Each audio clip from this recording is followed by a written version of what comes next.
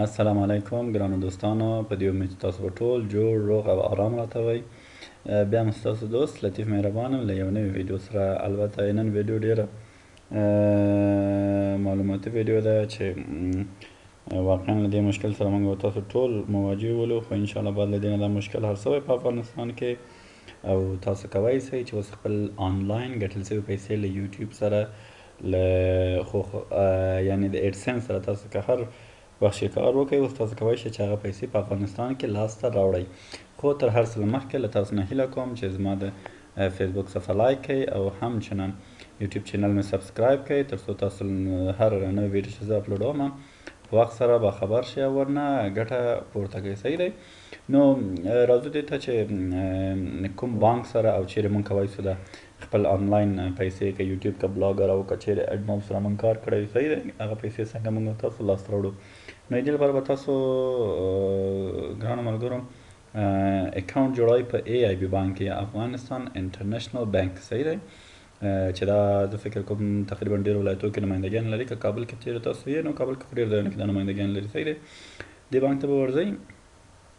دې بانک ته چې په خیر ورغلی هلته به وایي چې ما ته به څه شی جوړوئ. تاسو کرنټ اکاونټ به جوړوئ. صحیح شو؟ کرنټ اکاونټ چې درته جوړ کړي هغه نه بعد بیا تاسو کولی شئ چې خپل پیسې دې اکاونټ سره لینک کړئ او بیا په افغانستان کې هماغه پیسې هم لاسته راوړئ.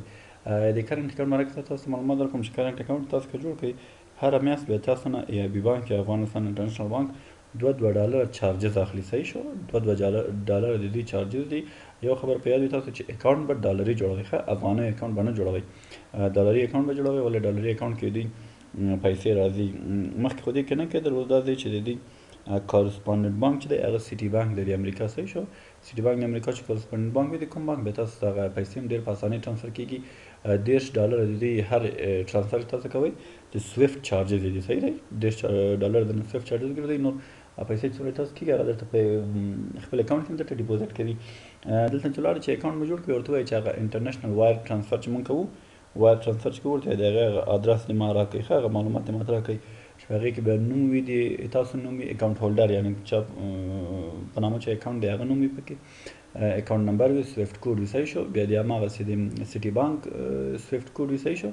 او به ټول تاسو په ایډسنس کې به کوم لیکي چې پیمنټ معلومات تاسو ورکوئ که نه چې کوم اکاونټ ته پیمنټ ټرانسفر کړو هغه به هلته په خیر ورکړي په ایډسنس کې. بیا کولی شئ تاسو په ای آی بي بانک کې خپل پیسې لاسته راوړئ. تقریبا ما 2 هفتې مخکې که یو 10 ورځې مخکې خپل پیسې لاسته راوړئ په ای آی بي بانک کې په کابل کې. ښه نو تاسو دا کار وکړئ، بیا کولی شئ بیا تاسو خپل پیسې په افغانستان کې لاسته راوړئ او ورنه بیا ګټه پورته کوئ.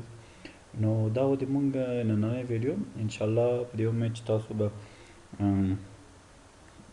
له دې نوي کوم پرمختګ چې په افغانستان کې شوی له دې نه تاسو ګټه واخلئ او خپل پیسې په افغانستان کې لاسته راوړئ. ولې دا تقریبا خپله ماته شخصا دا یو ډېر لوی مشکل و. ولې ما به هم پیسې خارج ته ټرانسفر کولې یو ملګري ته یو دوست ته، هغه به مې بېرته ما ته هلته رالېږلې. نو په دې امید چې تاسو اکاونټونه جوړ کړئ او دا مشکل مو رفع کړئ. او په آخر کې په تک کې له تاسو ټول نه هیله کوم چې زما د فیسبوک صفحه لایک کړئ او همچنان د یوټیوب چینل مې سبسکرایب کړئ. او بله هیله تاسو نه دا کوم چې پلس ټي وي کوم چې ما فیچر چینل کې اډ دی هغه سبسکرایب کړئ تر څو تاسو زما د کوم معلوماتي ټکنالوژي بخش کې، صحت بخش کې، نور ډېر بخشو کې زه دې کې ویډیوګانې راکوم تاسو له هغه نه استفاده وکړئ او ګټه ترې پورته کړئ. صحیح دی؟